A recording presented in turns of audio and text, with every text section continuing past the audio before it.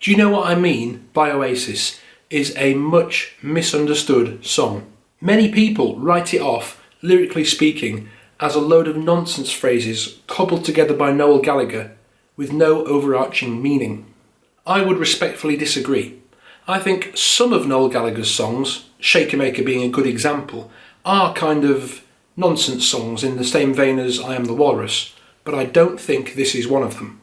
I believe that this song, just like Don't Look Back in Anger, is a song that actually tells a real life story, and that every line of the song is actually part of that story. I've always felt that the lyrics to Do You Know What I Mean were some of Noel's most clearly written lyrics about his upbringing. But to understand that, you first need to know the story, and specifically, you need to know about his relationship with his dad.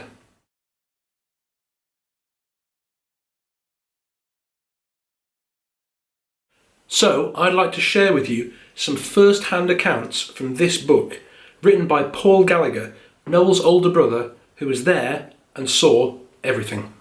So I'd like to start by reading from an interview with Peggy Gallagher, who is Paul, Noel and Liam's mum, and when she says Tommy, she's talking about their dad. When Paul was 7 months old, I got pregnant again with Noel. There wasn't really much violence when I had Paul, but before Noel was born, Tommy got really out of hand. One time there was a big row, and he kicked and smashed and dragged and beat me. It was terrible. Paul and Noel grew up not really knowing their dad. They were just scared of him. If they cried, he hit them. If they stammered, he hit them. He'd hit them to try and get the stammer out of them, instead of trying to coax it out. He'd stuff food down their mouths if they said they didn't want it. Liam was born on the 21st of September 1972. Tommy had no patience with Liam at all. Liam wasn't well as a baby. He was ill for over 6 months, crying morning, noon and night. I had to take him to the doctor, sometimes twice a week, for almost a year. I'd be standing at the bus stop in the cold with a young baby, and Tommy would drive right past me in his car and wouldn't give his own wife and sick child a lift to the doctors. When Liam was 4 years old, I put in for a legal separation. Papers were served on him and he was told to vacate the premises. He told the court officials he'd leave, but as soon as they were gone, he'd come back again. He'd break the windows, break the door. I had to let him in the house. If I didn't, he'd wreck it. I got an injunction out on him, and he was told to get out of the house again. He said he would, but he still didn't go. I couldn't ring the police. One time, when he came back in and I threatened to call the police, he cut the phone line with the hedge clippers and said he'd kill me, and then he pulled the phone out of the socket. It carried on like that all the way through Liam's childhood. Paul and Noel would be out a lot of the time, but they didn't escape their father's violence. Sometimes their father would go out at night and come back in the morning at 7:45. He'd drive up the avenue, cool as you like, come in the house and all hell would break loose. He'd tip the house from top to bottom, ransack it, then demand the boys get up out of bed. He'd tip the bed over so Paul and Noel would end up with it on top of them. One night, when I'd reached the end of my tether, I took Liam over to my sister Helen's. The next thing, Tommy phoned and said if I didn't get back to the house, he was going to set fire to it and Paul and Noel would go up with it. I had to rush back home and I remember thinking, Jesus, he'll set the house on fire and burn them all because I said I'd leave him. When I got back home, Paul and Noel were in bed and Tommy had gone out. He'd be in a mood, come in, smash the house, smash the glass in the door, and when he'd upset everyone, get in his car and you wouldn't see him again for 2 or 3 days. He'd come back in a fit of temper at all hours of the morning and pull Noel out of the bed and kick him. He was violent with all the kids, fighting them, punching them and battering them. Eventually we moved out in 1984 to the house I live in now. And now I'm going to move on to the actual words of Paul Gallagher, Noel's older brother, himself. Noel always hated our dad, almost with a vengeance. I felt bad for Noel when he was the victim to all the roaring and shouting and different beatings from my dad. Noel was determined not to kowtow as often as I did as far as our father was concerned. But it was a draining and dangerous game to play and only annoyed our dad more until it became a battle of wills. My dad was earning a big wage and yet he never gave us any pocket money. What was worse was that he left all his loose change lying out on the dresser in the bedroom, lots of it. I didn't know he counted every penny, so I stole 50 pence. When my dad found out, he went absolutely apeshit, punching me, slapping me, until I ended up on the floor. To stop him kicking me in the face, I curled up in a ball, hoping he'd stop, but he got frustrated and stamped on my head. Various members of the Gallagher family have said that while Tommy was abusive to everyone, he was the most abusive physically to Noel. Noel has never talked about it and never gone into detail, but if that's what he did to Paul, then you can only imagine what he did to Noel. I'd like to continue the story with some of the interviews in this. Peggy says this: I remember Noel once saying, "If you don't get out of here, Mum, and leave him, I'm going to kill him." And I thought, oh Jesus, you can't be doing time for the likes of him. Liam says, I remember packing all the gear up and then leaving. We had no money, but it was just good, my mum not getting a kicking. And Noel says, my missus thinks my old fella beat the talent into me. What a guy.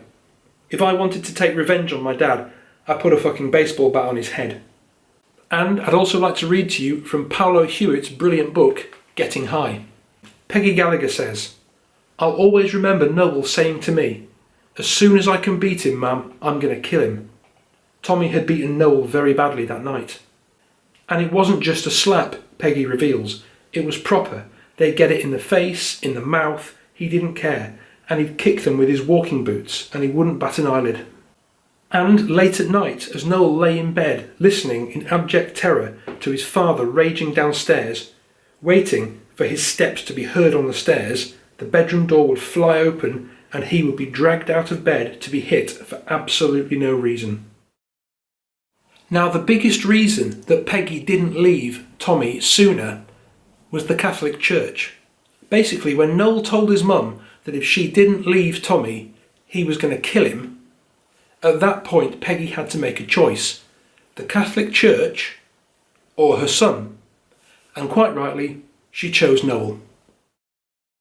My dad used to knock my mum about. There was many times when, it got like that. He never touched me. I don't know why he didn't. He used to kill Noel. Noel was the one that got it the most. I remember Noel once saying, if you don't get out of here, Mum, and leave him, he says, I'm going to kill him. And I thought, oh, Jesus, you can't be doing time for the likes of him. Yeah, my dad used to beat the living daylights out of me. One night, we got the courage to get out, and I left him a knife and a fork and a spoon, and I think I left him too much. You can't think about it too deeply because it would fucking drive you mad. So I think that is just about all the background you need before we go through the song line by line. Step off the train all alone at dawn, back into the home where I was born. This line immediately and clearly shows Noel Gallagher's dislike of going back to the part of Manchester where he grew up. There's just too many bad memories about the place, as you will see in the following lines.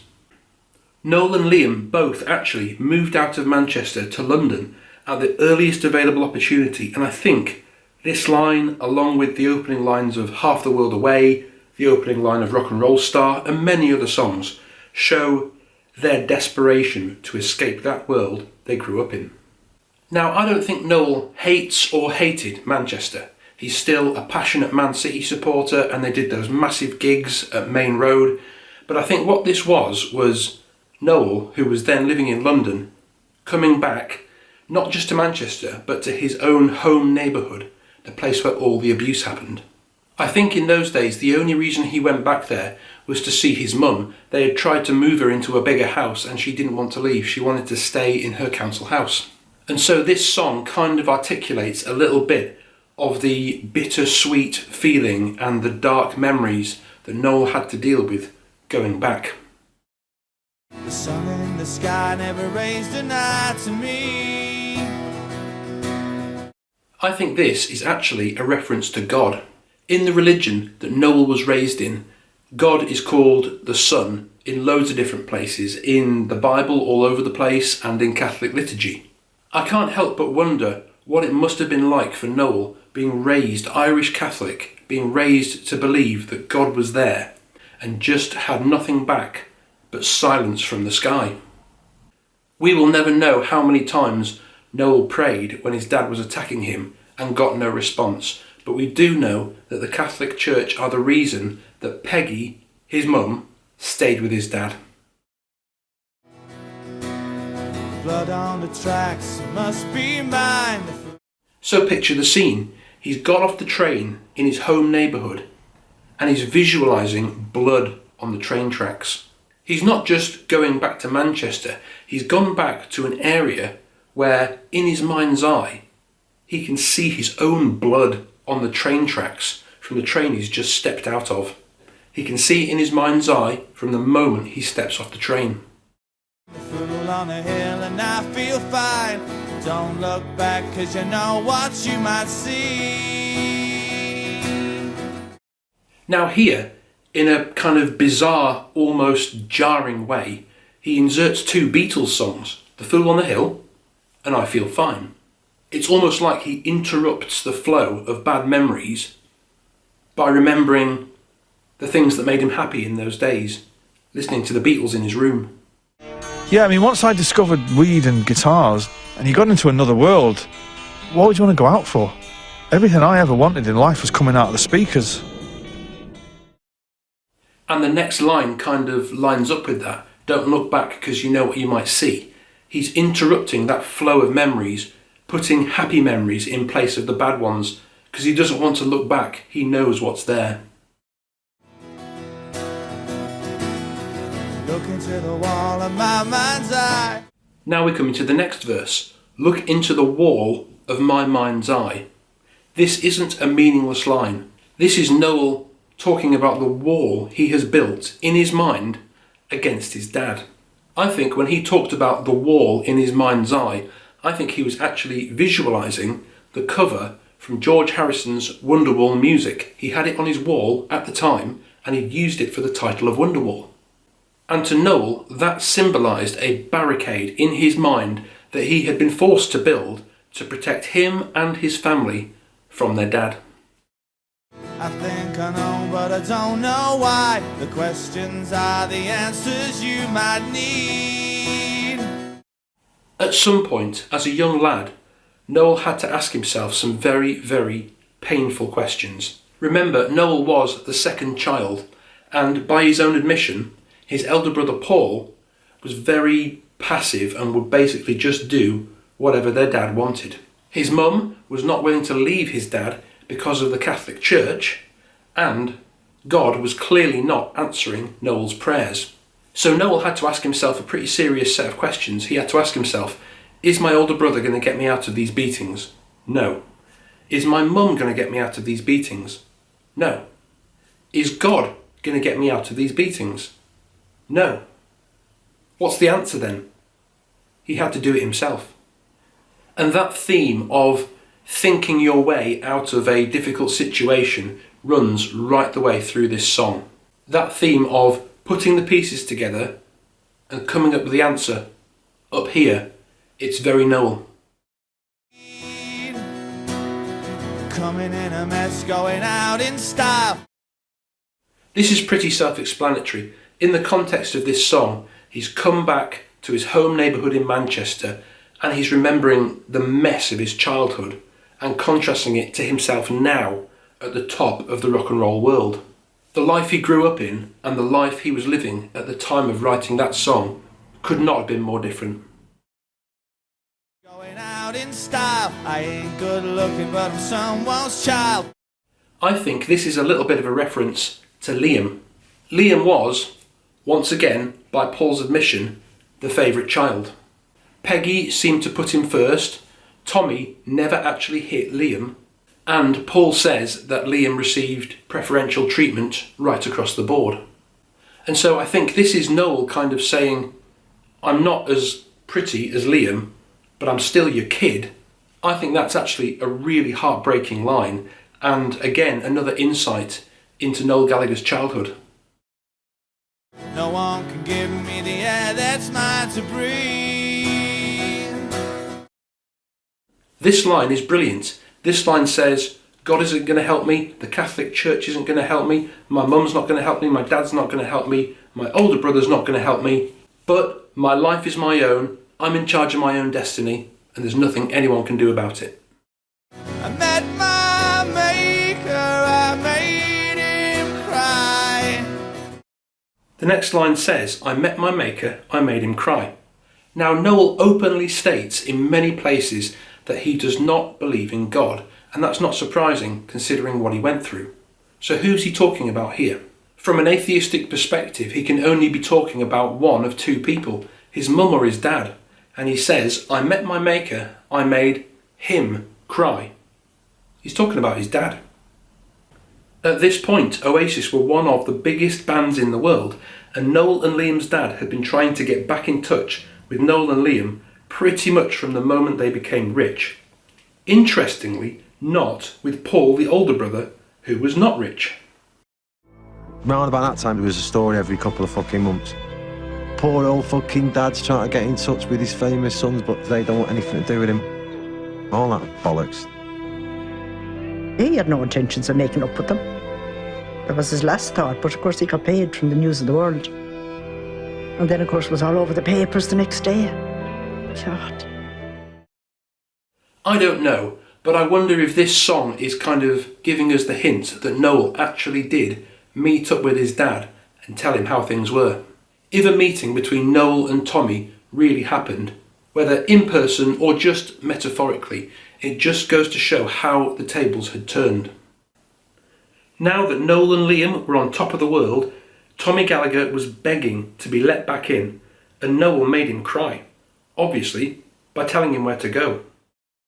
On my shoulder he asked me why his people won't fly through the storm. So Noel's dad was in tears and asking why his people won't fly through the storm. So let's take Tommy Gallagher. Who were his people? That's his family, isn't it? So Tommy was in tears talking to Noel, asking why his family won't fly through the storm. I think that means go through the struggle of having to face seeing him again after all those years of abuse. I said, listen up man, they don't even know you're born. I think this is where Noel said to Tommy, you are dead to us. I think Noel did have this conversation with Tommy, and Tommy asked to be let back in. I think Noel, in a calm, collected way, laid it out for him and said, no, you abused us for years, you neglected us, you are dead to us. I was trying to take the dignified approach. Fuck him, do you know what I mean? It doesn't mean anything to me anymore. We were better than that. So, when you look at the bridge in that light, it's amazing. It's saying so much more than so many people realise. But then we come to the chorus. All my people right here, right now, do you know what I mean? So we've just had the dad, Tommy Gallagher, saying to Noel, why won't my people talk to me anymore? And Noel says, they're not your people anymore. They're my people now. Remember, it was Noel who got Peggy to leave Tommy. Peggy didn't do it of her own volition. She was too tied up by the teaching of the Catholic Church. Paul, the older brother, he didn't initiate it because he had coped with his dad's abuse by just keeping his head down. And so Noel, as the second child, had to step up and become the leader of the family. Peggy openly says it was Noel who instigated her leaving Tommy in the end. And in this book, Paul even says in some ways Noel was more like an older brother. So in a sense, this chorus is just Noel talking to his family and saying, are you with me? Are you behind me? Now we come to my favourite part of the song, the third verse. Because at this point, Noel stops talking about his own past specifically, and he starts talking to you. I don't really care for what you believe. We start off with a very typical Noel statement, I don't really care for what you believe. Again, He's referencing religion. It's a warning. Don't get caught up in religion. It trapped him in a situation where he was constantly being abused, and it trapped his mum in a situation where she believed she had to stay in an abusive marriage or she would be denied communion and effectively condemned to burn in hell. So, as in many of Noel's songs, this is a warning against religion.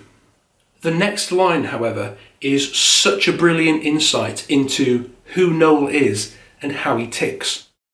Open up your fist or you won't receive the thoughts and the words of every man you'll need.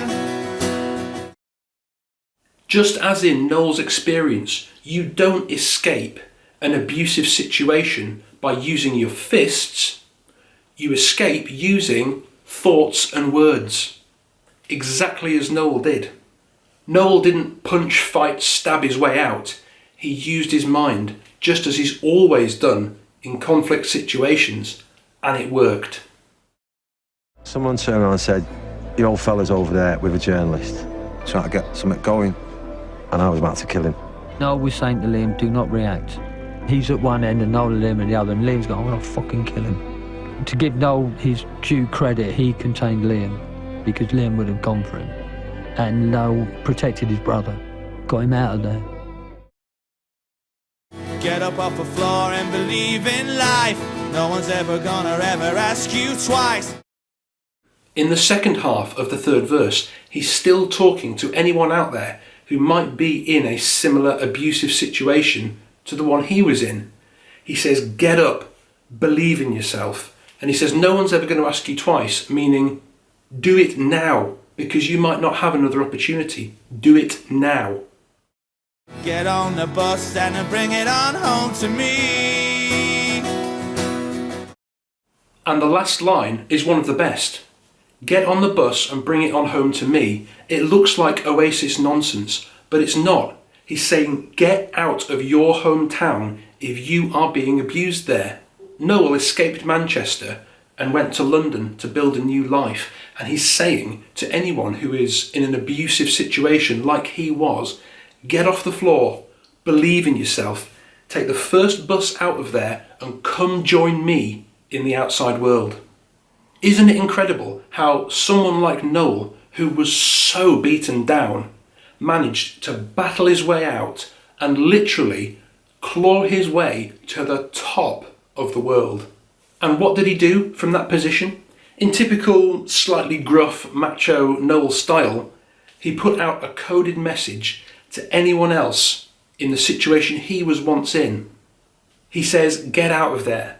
Don't use your fist, use thoughts, words, and run for it if you need to. Get on the bus and get out of there. For so long, I thought this song was just a bundle of meaningless phrases, but try listening back to it now with a deeper understanding of what these words could mean. It is really fucking moving. When you know what Noel could have had in mind when writing these lyrics, it makes the song so kind of loaded and emotional and powerful. And I'll be honest, it makes me love the song even more. Noel Gallagher has always had a side to him that is a bit of a ruthless bastard, but he definitely has a kind-hearted side as well, a side to him that wants to reach out to people who are in a similar situation to where he was and to give them a hand up. It may be in code, it may be buried beneath multiple layers of northern working class attitude, but it is there. And the more I learn about the Gallagher brothers' upbringing, the more respect I actually have for Noel. It takes a huge amount of character to be in that downtrodden position and to rise up with nothing other than your own self-belief and battle your way right to the top of the world.